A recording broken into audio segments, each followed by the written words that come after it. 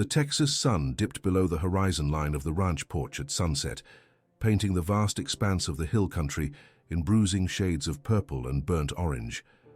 It was the kind of silence that rang in your ears, the kind that George Strait usually craved after months on the asphalt, living out of a bus that smelled of diesel and hairspray.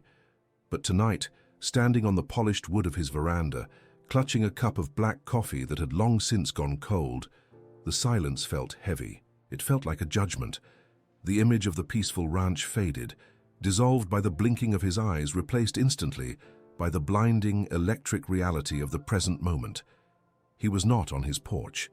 He was standing in the wings of the NRG Stadium in Houston, the roar of 80,000 souls vibrating through the concrete floor, shaking the very bones in his legs. It was the final night of a tour that had shattered records, a victory lap for a career that had spanned decades. But George felt a cold stone sitting in the pit of his stomach that no amount of applause could dislodge. His tour manager, a frantic man with a headset glued to his temple, gave him the signal. The house lights dimmed. The roar became deafening, a physical force that hit George in the chest. He adjusted his hat, that pristine white resistol that had become more of a symbol than a piece of clothing, and walked up the ramp. The spotlight hit him like a physical blow. He smiled. It was the smile they paid to see, the crooked, easy grin of the king of country, the man who had never let them down. But behind the eyes, deep in the blue iris that usually sparkled with mischief, there was a storm brewing. Tonight was different. Tonight was the anniversary. George strapped on his guitar, the familiar weight of the wood settling against his ribs like an old friend. He strummed the opening G chord of The Fireman, and the crowd erupted. For the first hour, it was business as usual. He was the professional, the machine, hitting every note with the precision of a surgeon. He moved from oceanfront property to the chair, navigating the emotional landscape of his catalogue with his eyes closed. But his mind was drifting. It was drifting back to 1975, to a blizzard in Wyoming that shouldn't have happened, to a truck that had slid off the road into a ravine, and to the man who had pulled him out of the wreckage. Red. That was the only name George ever knew him by. Old Red. A man who smelled of wet wool, cheap tobacco, and horse sweat. A man with hands like tree roots and a face that looked like a topographic map of the Badlands. George had been a nobody then, just a kid with a guitar and a dream that was freezing to death in a snowbank. Red had found him. Red had dragged him to a cabin, fed him venison stew, and listened to him play songs by the fire for 3 days until the roads cleared. When George tried to give him his watch as payment, Red had laughed, a sound like gravel grinding together. He had pointed to George's cheap brass belt buckle. "Give me that," Red had said, "and when you make your first million, you come back and buy it off me for $1 million. That's the deal." George had given him the buckle. He had made the promise. And then life happened. Fame happened. The millions happened. But George never went back. He told himself he was too busy. He told himself he couldn't find the cabin on a map. He told himself Red was probably dead. The excuses piled up like snow, burying the promise.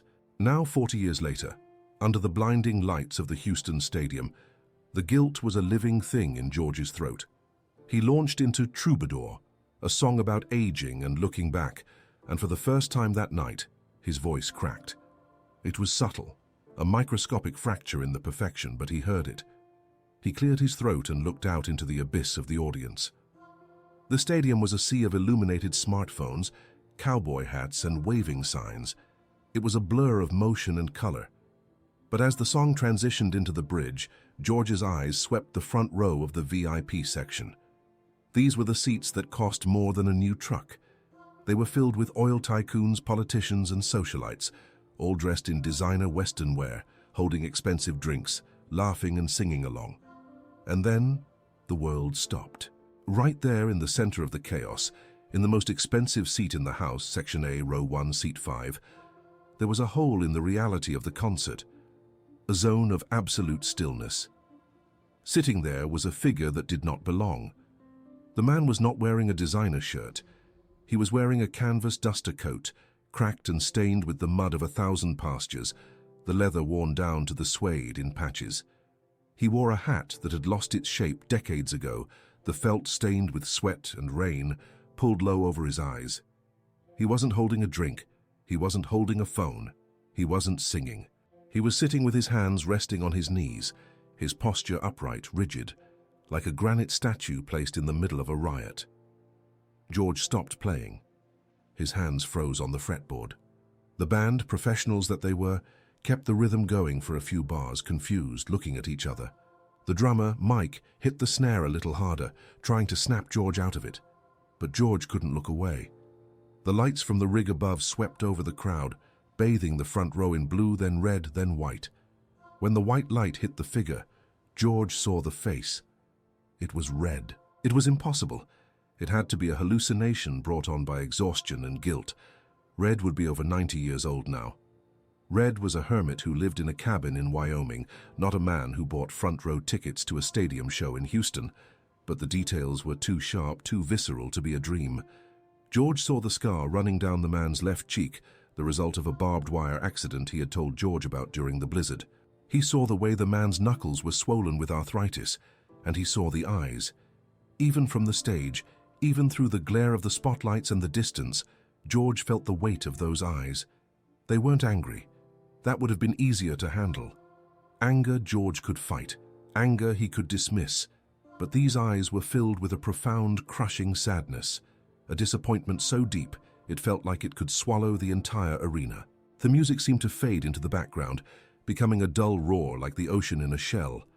George felt sweat trickle down his spine, cold and clammy. He was the king of country, the man who commanded legions of fans. But in that moment, he felt like the 20-year-old kid freezing in a snowbank, helpless and small. He missed his cue for the chorus. The crowd rippled with confusion. A murmur started to build, a low wave of concern. George Strait never missed a cue. George Strait never stopped. "George," his bass player whispered, stepping closer, his voice cutting through the in-ear monitor. "Boss, you okay? You—" George blinked, forcing himself to breathe. He looked away from the figure, looking at his boots, then back at the microphone. He stepped up, his voice trembling slightly as he caught the tail end of the line. "I was a young troubadour when I rode in on a song." He forced himself to look back at seat 5. The man was still there. He hadn't moved a muscle. The people on either side of him, a blonde woman in a sequined dress and a man in a suit, seemed completely oblivious to the relic sitting between them. They were dancing, bumping into the space where the old man sat, but never quite touching him, as if a force field of cold air surrounded him. George's heart hammered against his ribs like a trapped bird. Why was he here? Why now? Why tonight? The song ended. The applause was thunderous, but to George it sounded disjointed, distant. He needed to get off the stage. He needed to talk to security. He needed to know how a man who looked like a ghost from the 1800s had gotten past the strictest security detail in the industry. "Thank you," George said, his voice breathless. "Thank you, Houston." He turned to the set list taped to the floor. The next song was "The Cowboy Rides Away." It was the closer, the anthem, the song that defined the tour. He couldn't leave yet. He had to finish. He was a professional. He had to deliver. But as the fiddle intro began, George felt a pull, a magnetic attraction to that spot in the front row. He walked to the edge of the stage, ignoring the screaming fans reaching out to touch his boots. He walked until he was directly in front of the old man. He looked down. The old man looked up. Under the brim of that battered hat, George saw the lips move. He couldn't hear the words over the music, but he read them perfectly. He knew the cadence of that voice better than his own hits. "Time's up, kid." The old man slowly, agonizingly lifted his left arm. He pulled back the sleeve of the duster coat. On his wrist was a watch. Not just any watch. It was the cheap Timex watch with the cracked face that George had tried to give him in 1975. The watch George thought had been lost in the snow. The old man tapped the face of the watch with a thick, calloused finger. 1, 2, 3 times. The message was clear. The debt was due. The promise remained unfulfilled. George felt a wave of nausea. He backed away from the edge of the stage, nearly tripping over a monitor wedge. The lyrics of "The Cowboy Rides Away" stuck in his throat. He sang them, but they felt like lies. "And my heart is sinking like the setting sun." He wasn't singing to the crowd anymore. He was singing to Red. He was pleading his case, begging for forgiveness through the melody. "Look at me," he wanted to scream. "I made it. I did what I said I would do. I forgot the way back." But Red didn't blink. He just sat there, the embodiment of a conscience that had been silenced for too long. The song built to its climax. The confetti cannons were prepped. The house lights were ready to blaze. George knew the routine. He would wave, he would bow, he would walk off, and he would get on his jet and fly away. But he knew with a terrifying certainty that he couldn't fly away from this. Not tonight. As the final chord rang out, George didn't do his usual wave to the upper decks. He didn't smile for the cameras. He unclipped his guitar strap and handed the instrument to a tech who looked surprised by the roughness of the exchange. George grabbed the microphone stand, his knuckles white. "Security," he muttered into the mic, realizing too late it was still live. The word boomed through the stadium speakers, confusing the crowd. He didn't care. He pointed a shaking finger at the front row. "That man, right there in the duster, don't let him leave." The crowd turned. The spotlight operator, sensing drama, followed George's finger. The beam of light swung down, searching for the target. But the light revealed only the blonde woman and the man in the suit. They looked up, blinded, confused, shielding their eyes. Between them, where the old man had been sitting just seconds ago, the space was empty. George gasped, the sound audible through the PA system. He ran to the side of the stage, tearing his in-ear monitors out. He grabbed the head of his security detail, a massive ex-Marine named Miller. "Miller, the old man, front row, center. Did you see him?" Miller looked at George with concern. "Mr. Strait? Who?" "The front row is all VIPs from the oil consortium. There was no old man." "Don't lie to me," George roared, a flash of anger that silenced the backstage crew. "He was right there. He was wearing a duster. He had a hat like something from the grave. He was staring at me for 2 hours, Miller. How did you miss him?" Miller put a hand on George's shoulder, trying to steady him. "Sir, you're exhausted. It's the heat, the lights. There was nobody like that in the front row. We have eyes on the crowd constantly. If there was a guy dressed like a drifter in the VIP section, we would have pulled him before the first note." "He wasn't a drifter," George whispered, his voice cracking. He was a friend." George pushed past Miller. He had to see, he had to know. He jumped down the stairs from the stage, ignoring the protocol, ignoring the safety hazards.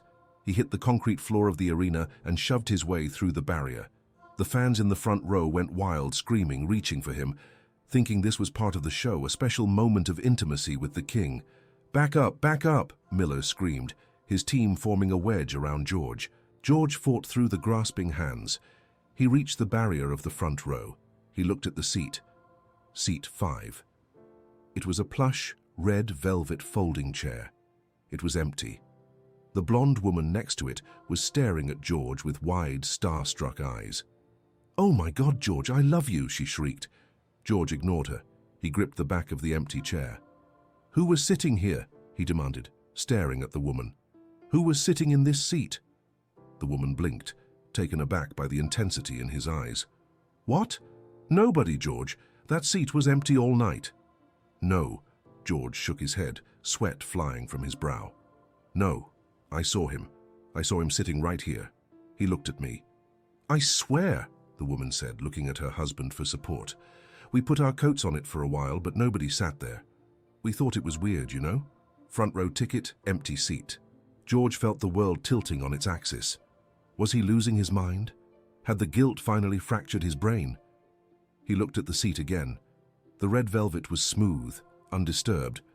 But then, something caught the light. Resting on the seat, half hidden by the shadow of the armrest, was an object. It was small, metallic, and utterly out of place in the pristine luxury of the arena. George reached out, his hand trembling uncontrollably. He picked it up. It was cold to the touch, heavy, rough. It was a belt buckle. But not just any buckle. It was a rectangular slab of iron, rusted around the edges, with a crude bronze Bronco rider soldered onto the front. It was cheap. It was ugly. It was the kind of thing you won at a county fair in 1970 for staying on a bull for 2 seconds. It was George's buckle, the one he had given to Red in the cabin in 1975. George stared at the object in his palm. The rust stained his skin. The weight of it was immense. It felt like he was holding a planet. "For he was here," George whispered, the sound lost in the screaming of the fans who were now chanting his name. "He was really here." Miller grabbed George's arm. "Sir, we have to move. The crowd is surging. It's not safe." George didn't move. He ran his thumb over the rusted metal. He remembered the handshake. He remembered the smell of the venison stew. He remembered the promise. $1 million. "He left it," George said, his voice hollow. "He brought it back." "Sir!" Miller shouted, pulling harder. George allowed himself to be dragged away, his eyes never leaving the empty chair. As the security team hustled him back towards the safety of the backstage tunnels, George looked up at the giant screens above the stage. The feed was showing a replay of the final bow. He saw himself on the screen, pointing at the crowd, pointing at the old man. But on the screen, in the high-definition footage that captured every detail, he was pointing at an empty chair. There was no figure on the video. There was no duster, no hat, no red. George felt a chill that went deeper than the bone.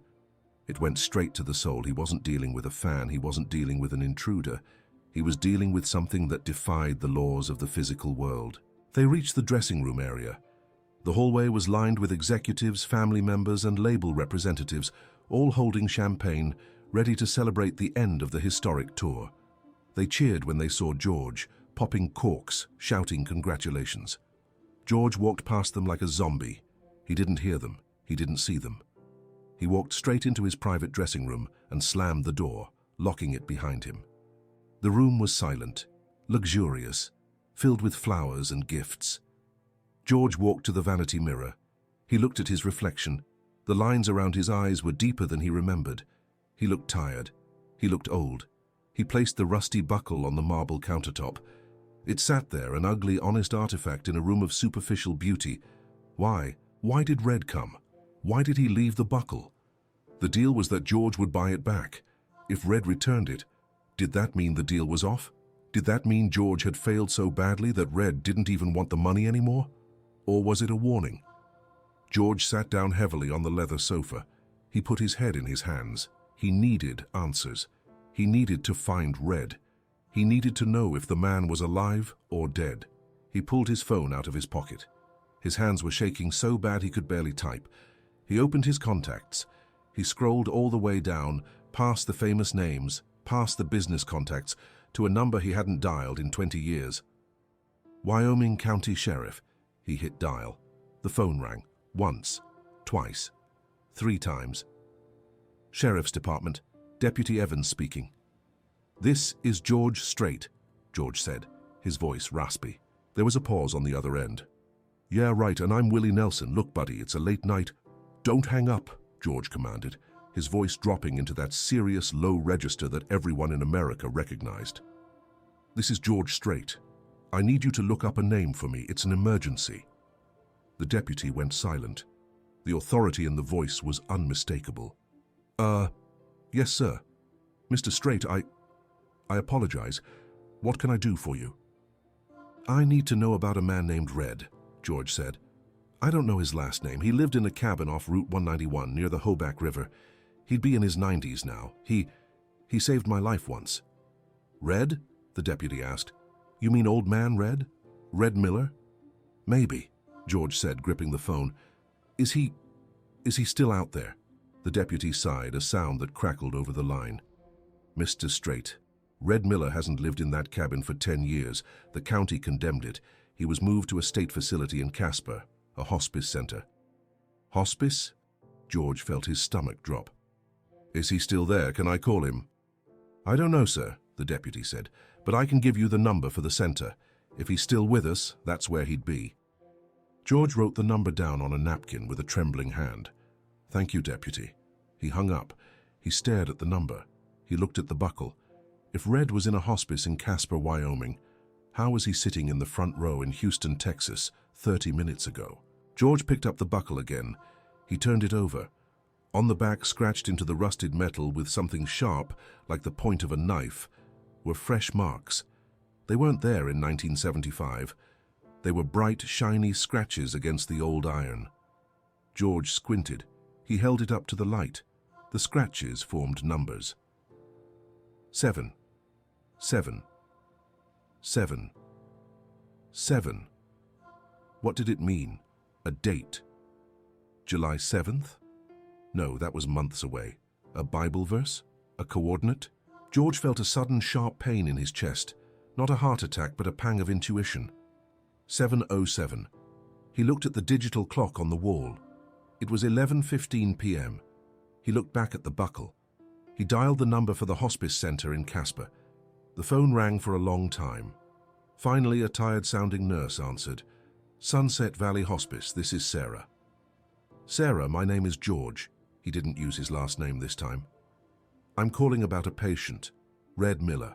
There was a long silence on the other end, the kind of silence that George had learned to dread.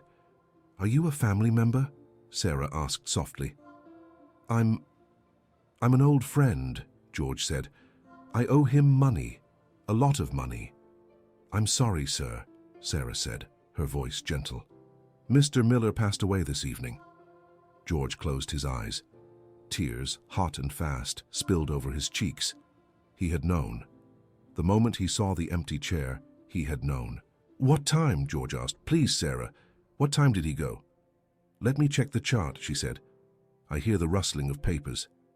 He passed peacefully in his sleep. Time of death was recorded at 7:07 p.m. Mountain Time. George looked at the buckle. 7:07 p.m. Mountain Time. That was 8:07 p.m. Central Time. George looked at the set list on the table. At 8:07 p.m. he had been on stage. He had been singing Amarillo by Morning. And at 8:07 p.m. he had looked down and seen the figure in the front row for the first time. The ghost of Red Miller hadn't come to the show to haunt him. He had come to the show at the exact moment of his death. He had traveled 1,000 miles in the blink of an eye to say goodbye. But why the buckle? Why leave it? Did he say anything? George asked, his voice barely a whisper. Before he went? He hadn't spoken in days, Sarah said, but as it was strange, we had the radio on. One of the nurses loves your music, Mr. Strait. We were listening to the live broadcast of your concert from Houston when you started playing. Red opened his eyes. He looked right at the radio. He smiled, and he lifted his hand like he was tipping a hat. And then he was gone. George sobbed. A single, ragged sound that tore from his chest. He was listening, George whispered. Yes, Sarah said. And sir, there's one more thing. He left a note. It was in his hand when he passed. It's addressed to the kid with the guitar. Is that you? Yes, George said. That's me. It's just a scrap of paper, Sarah said. Do you want me to read it? Please. It says, don't worry about the million. You paid me back tonight. Just don't forget where the road started. 7-7. See you at the roundup. George dropped the phone. It clattered onto the marble floor. He held the buckle to his chest, pressing the cold metal against his heart. He had been forgiven. But the mystery wasn't over. The numbers 7-7 scratched on the back. Red had written them before he died? Or had they appeared on the buckle when it materialized in the arena? And see you at the roundup. See you at the... George stood up. The grief was still there, but it was being replaced by a burning need to understand the physics of what had just happened. A physical object, the buckle, had transported from a dying man's bedside in Wyoming to a stadium seat in Houston. This wasn't just a spiritual visit. This was a miracle, or a message. Someone knocked on the door. Hard. George, open up, it's urgent. It was his son, Bubba. His voice sounded panicked. George unlocked the door. Bubba burst in, his face pale. Dad, you need to see this, the news outside. What is it? George asked, wiping his eyes. It's the stadium, Bubba said, breathless. People are reporting lights in the sky over the arena, right when the show ended. And Dad, the security cameras in the parking lot, they caught something. George grabbed his hat, he grabbed the buckle, he grabbed the phone. Show me, George said. The night was far from over. The concert had ended, but the true performance, the one orchestrated by forces far beyond the music industry, was just beginning. George Strait walked out of his dressing room, not as a star, but as a man stepping into a mystery that would challenge everything he believed about life, death, and the country music that bound them together. The corridor leading to the security command center was a sterile tunnel of white concrete and humming fluorescent lights, a stark contrast to the velvet warmth of the dressing room George had just left. His boots clicked rhythmically against the floor, a sound that usually signaled authority, but tonight sounded like a countdown. Bubba walked a half-step ahead, his shoulders tense, acting as a shield against the few lingering roadies and catering staff who stopped to stare at the king of country marching with a face like thunder. George clutched the rusted belt buckle in his right hand so tightly the edges bit into his palm, a grounding pain that kept him tethered to the earth. They burst into the security room. It was a dark cave illuminated by a wall of high-definition monitors. The air smelled of ozone and stale coffee. 3 security technicians in polo shirts jumped to their feet, spilling drinks, eyes wide. "Sit down," George commanded, his voice low but filling the room. He didn't shout. He didn't have to. "Show me the parking lot feeds. Now." The lead technician, a young man named Davis with trembling hands, typed furiously on his keyboard. "Mr. Strait, sir, we don't know what to make of it. The cameras on the north lot, they glitched, just for a second, but look at the timestamp." On the central screen, a grainy black and white feed of the VIP parking area appeared. Rows of limousines and tour buses sat idling. The timestamp in the corner read 19:07 Oaks, 7:07 p.m. "Watch," Bubba whispered, pointing at the screen. At 19:07:01, the screen flared white. It wasn't a camera malfunction. It wasn't a lens flare. It was a concentrated burst of light, originating from the asphalt itself, right next to George's personal tour bus. The light didn't scatter, it coalesced. For a single frame, 1/30th of a second, the light took a shape. George leaned in, his nose almost touching the glass. He felt the blood drain from his face. The shape was a horse. A rearing stallion, wild and untamed, composed entirely of static and luminance. And on its back, a rider with a long duster coat flapping in a wind that didn't exist. Is that a trick?" George asked, his voice barely audible. "Did someone hack the feed?" "No, sir," Davis said, swallowing hard. "This is a closed circuit, hardwired. And look at the next frame." At 19:07:03, the light vanished. The parking lot was empty again, but on the hood of George's pristine black Chevy Silverado, parked next to the bus, there was a mark. A scorch mark, or just a shadow. "Zoom in on the truck," George ordered. The camera zoomed. The resolution blurred, but the image was clear enough. Resting on the hood of the truck was a hat. An old, battered, felt cowboy hat. George spun around, his coattails swirling. "Miller, get me to my truck. Now!" "Dad, wait." Bubba grabbed his arm. "You can't just go out there. The press is still at the gates. The fans are everywhere." "I don't give a damn about the press, Bubba," George snapped, a rare flash of fury that made his son recoil. "That's Red's hat. I know it. I know the crease in the crown. He left it for me."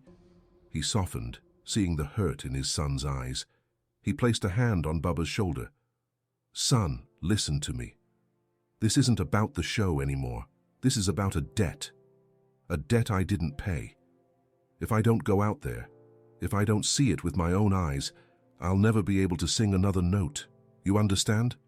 Bubba looked at his father, really looked at him, and saw the desperation of a man who had everything but peace.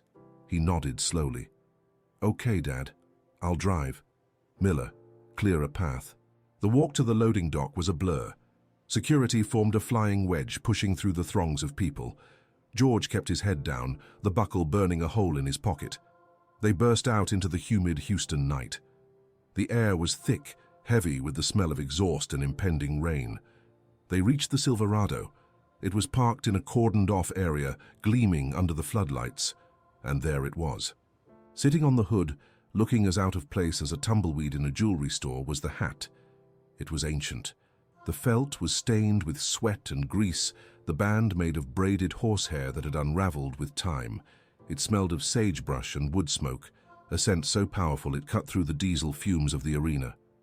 George approached it reverently. He reached out, his hand shaking, and picked it up. It was real. It wasn't a hologram. It wasn't a trick of the light. It was heavy with the grease of a lifetime of hard work. He turned it over. Inside the band, faded almost to invisibility, were initials written in permanent marker, R.M. Red Miller. George pressed the hat to his chest, closing his eyes. The sounds of the stadium, the distant cheering, the hum of generators, faded away. He was back in the cabin. 1975. The wind howling outside, shaking the timber walls. Flashback. The fire popped, sending sparks up the stone chimney. George, 23 years old and shivering uncontrollably, sat wrapped in a wool blanket. Red sat across from him, whittling a piece of cedar. "You got a gift, kid," Red had said, his voice like gravel. "I heard you playing that guitar while the storm was blowing. You got a voice that makes folks want to cry." "I'm just trying to get to Nashville," George had stammered. "I don't know if I'm good enough." Red had stopped whittling. He pointed the knife at George. "It ain't about being good, it's about being true. You sing the truth and the world will listen. But here's the thing about the truth, George. It's heavy. It costs you. You start lying to yourself, you start forgetting who you are, and that voice, it'll dry up like a creek in August." He had tossed the wood shaving into the fire. "You promise me something. When you get big, and you will get big, you don't forget the cold. You don't forget this cabin. You come back. You bring me that $1 million for the buckle, sure. But mostly you come back to tell me you're still the same man." "I promise, Red," George had said. "I swear it." End flashback. George opened his eyes. The tears were hot on his cheeks. He hadn't gone back. He had sent checks to charities. He had started foundations. He had helped thousands of people. But he hadn't gone back to the one man who asked for nothing but his presence. "Dad?" Bubba's voice broke the trance. "Mom is here." Norma Strait was walking towards them, flanked by 2 security guards. She looked elegant, composed, but her eyes were filled with worry. She saw the hat in George's hand. She saw the devastation on his face. She didn't ask questions. She simply walked up to him and wrapped her arms around his waist, burying her face in his chest. "I saw him, Norma," George whispered into her hair. "He came to say goodbye, and I wasn't there for him." "You're here now, George," she said softly, pulling back to look at him. "You're here now, what do we do?" George looked at the truck. He looked at the buckle in one hand and the hat in the other. "I have to go," he said, "to Wyoming." "Tonight?" Bubba asked, incredulous. "Dad, the tour wrap party is in an hour, the label heads are flying in. You have interviews tomorrow morning?" "Cancel them," George said, his voice hardening. "Cancel everything. Tell them I'm sick. Tell them I lost my voice. Tell them the truth. Tell them the king has to go pay a ransom." He walked to the driver's side of the Silverado. "Bubba, take your mom home. I need to do this drive alone." "George, that's a 20-hour drive," Norma said, gripping his arm. "You're exhausted. Let me call a pilot. We can take the jet to Casper." George shook his head. "No jets, no pilots. Red didn't fly. He drove, or he rode. I need the road, Norma. I need to see the miles. I need to think." He kissed her forehead, a lingering, desperate kiss. "I love you. I'll call you when I cross the state line." Before anyone could argue further, George climbed into the truck. He tossed the old hat onto the passenger seat, right next to the rusted buckle. He turned the key. The engine roared to life, a deep American growl. He threw it into gear and peeled out of the VIP lot, leaving the stunned security team and his family in the cloud of dust. The highway was a ribbon of darkness stretching north. Interstate 45 out of Houston was clogged with traffic, but George navigated it with a singular focus. He didn't turn on the radio. He didn't want to hear his own songs. He didn't want to hear the news. He just wanted the hum of the tires and the rhythm of his own regret. As the city lights faded in the rearview mirror, giving way to the dark pine forests of East Texas, George glanced at the passenger seat. The hat sat there, illuminated by the dashboard lights. It felt like a passenger. "I'm sorry, Red," George said aloud to the empty cab. "I got busy. That's a poor excuse, I know, but the world, it got so loud." He drove for hours. Dallas passed in a blur of neon. Oklahoma was a dark void. By the time he hit the Kansas border, the sun was starting to bleed into the eastern sky, a bruised purple bruise on the horizon. George pulled into a truck stop diner near Wichita. He needed coffee. He needed to stretch his legs. He pulled his cap low, hoping to go unrecognized. He sat in a booth in the back, ordering black coffee and toast. He placed the buckle on the table, turning it over and over. 7. 7. The scratches seemed to glow in the dim light of the diner. Why those numbers? He thought back to the rodeo days. Had he ever drawn a bull numbered 77? No? Was it a date? July 7th? That was his grandson's birthday, but Red wouldn't know that. A waitress approached, a tired woman in her 50s with a name tag that read Brenda. She poured his coffee, then paused. She looked at the buckle. "That's an old piece," she said, nodding at it. "My daddy had one just like it. Won it at the Cheyenne Frontier Days back in '65. George looked up. "Cheyenne?" "Yeah," Brenda said, wiping her hands on her apron. "The daddy of 'em all. Biggest rodeo in the world. Why, you a rider?" George smiled sadly. "Used to be, a long time ago." "Well," she tapped the table, "if you're heading north, you better watch the weather. Radio says there's a freak storm brewing over the Rockies. Snow in late spring. Just like the blizzard of '75, they're saying." George froze. The coffee cup stopped halfway to his lips. "What did you say?" "The blizzard," Brenda repeated. "They're comparing it to the big one in '75, the one that shut down the whole state of Wyoming for a week. Crazy weather, huh?" George stood up, throwing $100 bill on the table. "Keep the change, Brenda, thank you." He grabbed the buckle and ran out to the truck. It wasn't a coincidence. The storm, the date, the buckle, it was all aligning. Red was recreating the conditions. He was calling George back to the beginning. George got back on the highway, pushing the Silverado to 80 miles an hour. The landscape changed from the flat plains of Kansas to the rolling foothills of Colorado. The sky ahead turned a menacing shade of slate gray. The temperature on the dashboard dropped. 60 degrees. 50. 40. By the time he crossed into Wyoming, snow was starting to fall. Big wet flakes that stuck to the windshield. George's phone buzzed. It was the hospice nurse, Sarah. He put it on speaker. "Mr. Strait." "I'm here, Sarah. I'm in Wyoming. I'm coming to see him." "Mr. Strait, there's something you need to know." Sarah's voice was trembling. "The undertaker came to collect Mr. Miller's body an hour ago, but there was an issue with his personal effects." "What issue?" George asked, gripping the wheel as the truck fishtailed slightly on a patch of ice. "The box of his belongings," Sarah said. "It was empty. His watch, his wallet, his pocket knife, everything was gone. And on the bedside table, where the box used to be, there was a map, drawn on a napkin." "A map to where?" "I don't know," Sarah said. "It just has a drawing of a mountain with a split peak, and the numbers 7 to 7 written at the base. Does that mean anything to you?" George slammed on the brakes, pulling the truck onto the shoulder of the snowy highway. He stared through the windshield. In the distance, barely visible through the swirling snow, was the silhouette of the Teton Range. And right in the center, a peak that looked like it had been cleaved in two by a giant axe. "Split Rock," George whispered. "That's what Red called it." "Sarah," George said, his voice intense, "don't let them take him. Not yet. I'm going to the mountain first." "Mr. Strait, you can't go up there," Sarah cried. "The roads are closed. The storm is a whiteout. You'll die up there." "I already died once on that mountain, Sarah," George said calmly. "Red brought me back. I have to go see if he's waiting." He hung up. He put the truck into four-wheel drive. He looked at the passenger seat. The old hat seemed to be looking at him. "All right, old man," George said, shifting gears. "Let's go to the roundup." He turned off the main highway onto a dirt logging road that hadn't been plowed in years. The snow was deep, reaching the bumper of the truck. The wind howled, a banshee scream that shook the heavy vehicle. This was madness.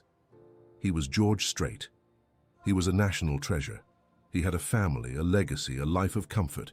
He was driving into a blizzard on a suicide mission to find a ghost at the base of a mountain because of a number scratched on a buckle. But as he drove, the fear vanished. It was replaced by a strange sense of peace. The luxury, the fame, the noise, it all fell away. He was just a cowboy again. He was fighting the elements. He was alive. The truck groaned as it climbed the steep incline. The trees closed in, dark sentinels covered in white. The visibility dropped to zero. George was driving by instinct now, and by the strange pull of the buckle in his pocket, which felt like it was getting warmer. Suddenly the truck lurched. The front right tire dropped into a hidden ditch. The Silverado slid sideways, slamming into a snowbank. The engine sputtered and died. Silence. George tried the key. Nothing. Just the click of a dead starter. He was stuck, miles from civilization, in a blizzard, just like 1975. He laughed, a dry, humorless chuckle. You got a twisted sense of humor, Red. He grabbed his heavy coat from the back seat. He grabbed a flashlight. He grabbed the buckle and the old hat. He opened the door and stepped out into the freezing wind. The cold hit him like a hammer, stealing the breath from his lungs. He looked up the road. Through the swirling white, he saw a faint orange glow. A light. It wasn't a streetlight. It wasn't a car. It was the warm, flickering glow of a fire. It was coming from a small, dilapidated cabin about a half-mile up the ridge. A cabin that shouldn't be there. The deputy had said it was condemned, destroyed, but there it was, smoke curling from the chimney. George started walking. The snow was waist-deep. Every step was a battle. His lungs burned, his legs screamed, but he kept his eyes on the light. "I'm coming," he gritted out through chattering teeth. "I'm coming to pay up." He fell once, twice. He crawled for 100 yards. He raised his fist to knock. Before he could touch the wood, the door creaked open. Warmth spilled out. The smell of cedar smoke and venison stew hit him, a sensory time machine that buckled his knees. The room inside was exactly as he remembered it. The stone hearth, the rocking chair, the old acoustic guitar hanging on the wall.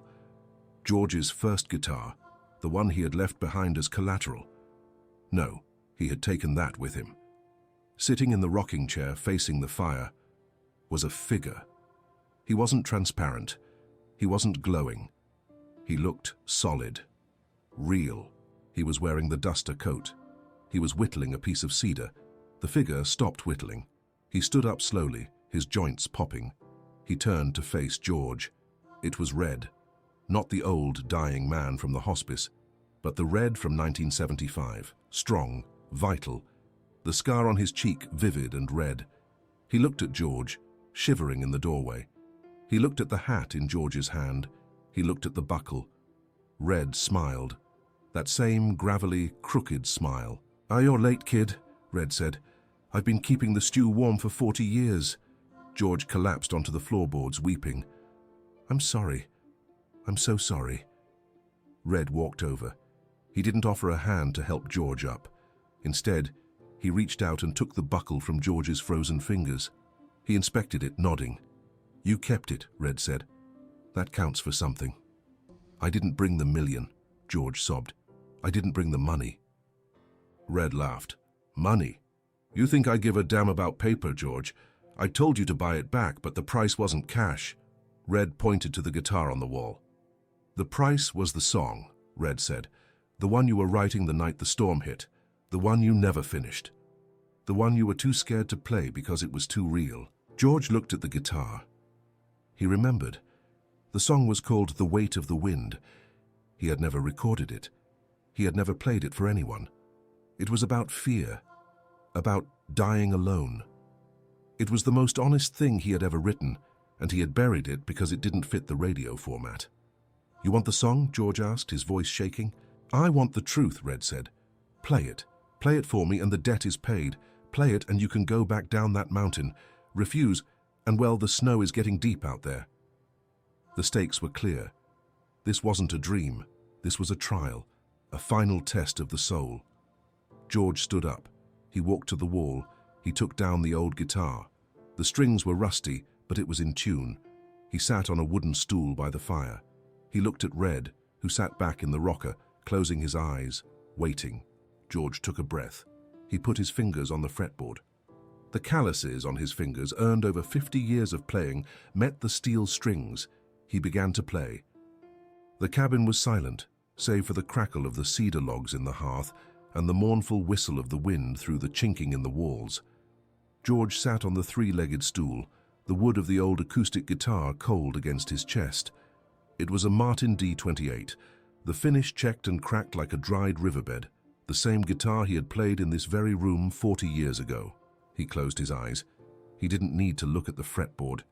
His fingers remembered the shape of the chords, the specific geometry of the sorrow he had felt at 23. He took a breath, inhaling the scent of wood smoke and sage, and began to play. The song "The Weight of the Wind" wasn't a polished Nashville hit. It didn't have a hook. It didn't have a bridge designed for radio play. It was a drone, a low, rolling, thumb-picked rhythm in drop D tuning that sounded like a heartbeat struggling against hypothermia. George opened his mouth to sing, and for the first time in decades he wasn't George Strait, the icon. He was just George. His voice was raspy, stripped of the reverb and the smooth baritone vibrato that had sold millions of records. It was thin, fragile, and honest. I traded my watch for a minute of time. I traded my soul for a nursery rhyme. The snow is a blanket, the cold is a thief, and I'm just a beggar beyond all belief. He sang about the fear of dying in a ditch. He sang about the arrogance of youth. He sang about the man who had pulled him from the wreckage and asked for nothing but a promise. The lyrics poured out of him, unblocking a dam that had been holding back a reservoir of guilt for half a lifetime. Across the room, Red didn't move. He sat in the rocking chair, his eyes closed, his head tilted back. The firelight danced across his face, illuminating the scar, the deep lines of a hard life lived in the saddle. He wasn't tapping his foot. He wasn't smiling. He was simply absorbing the confession. George hit the final chord. It was a suspended chord that didn't resolve, hanging in the air like a question mark. The vibration faded into the silence of the room. George sat there, his head bowed, tears dripping onto the dusty body of the guitar. He felt exhausted, hollowed out, as if he had just played a 3-hour set without a break. "That's it," George whispered. "That's the song." The rocking chair creaked. Red opened his eyes. They were clear, blue, and piercing. He leaned forward, the leather of his duster groaning. "It took you 40 years to finish that verse," Red said softly. "I was busy being someone else," George admitted. "We all are," Red said. He stood up and walked over to George. He placed a hand on George's shoulder. The grip was firm, warm, undeniably real. But the wind always strips the paint off the barn eventually. "You did good, kid. You told the truth." Red reached into the deep pocket of his coat. He pulled out the rusted belt buckle. He held it out to George. "Take it," Red commanded. George hesitated. "But I didn't pay the $1,000,000. You paid with the only currency that matters up here," Red said. "You paid with your pride. The debt is cleared. The books are balanced." George reached out and took the buckle. As soon as his skin touched the cold iron, a shock went through him. Not painful, but electric, like touching a live wire. The room seemed to shimmer. The heat of the fire intensified, becoming blindingly bright. "Red," George squinted against the light. "The numbers, 7-7. What did they mean?" Red smiled, and for the first time he looked young. He looked like the man who had pulled a 23-year-old boy out of a snowdrift. "Look at the mile marker outside, George," Red said, his voice beginning to echo, sounding like it was coming from everywhere at once. "You crashed at mile marker 77. That's where I found you. That's where you were born again. And that's where I'm leaving you now." "Leaving?" George stood up, panic rising in his chest. "Wait, where are you going?" The cabin began to dissolve. The stone walls turned to mist. The fire became the sun. The smell of cedar was replaced by the smell of pine needles and cold, fresh air. "To the roundup," Red's voice faded, carried away on the wind. "Ride easy, cowboy, ride easy." "Red!" George shouted, reaching out. His hand grasped nothing but cold air. George gasped and sat up violently. He wasn't in a cabin. He wasn't on a stool. He was in the driver's seat of his Chevy Silverado. The truck was buried up to the windows in snow, but the storm had broken. The morning sun was blazing through the windshield, blindingly bright against the white landscape. George looked around, disoriented. The engine was dead. The dashboard was dark. He looked at the passenger seat. The old hat was gone. But in his lap, heavy and cold, sat the rusted belt buckle, and next to it, resting on the center console, was the old Martin guitar, the one that had been hanging on the wall of the cabin, the one he hadn't seen in 40 years. George touched the guitar. It was real. The strings were rusty. He looked out the side window. He was parked on the side of an old logging road. Just ahead, protruding from a snowbank, was a green metal sign, bent and bullet-riddled. Mile 77. And beyond the sign where the cabin had been, there was nothing. Just a pile of rotted timber and a stone chimney that had collapsed decades ago. The ruins were covered in undisturbed snow. There were no footprints leading to it, no smoke, no fire. George had spent the night in a ruin that didn't exist, playing a guitar that shouldn't be there, for a man who was already dead. He slumped back against the seat, clutching the buckle. He wasn't afraid. He felt a profound, overwhelming sense of peace. The knot in his stomach, the one that had been there since 1975, was gone. A knock on the window made him jump. He looked up. A sheriff's deputy was standing in the snow, peering through the glass, his face concerned. Behind him, a massive snowplow idled on the main highway. George rolled down the window manually. The cold air rushed in. "Sir?" the deputy asked, squinting. "You okay? We saw the truck. You've been out here all night in sub-zero temps.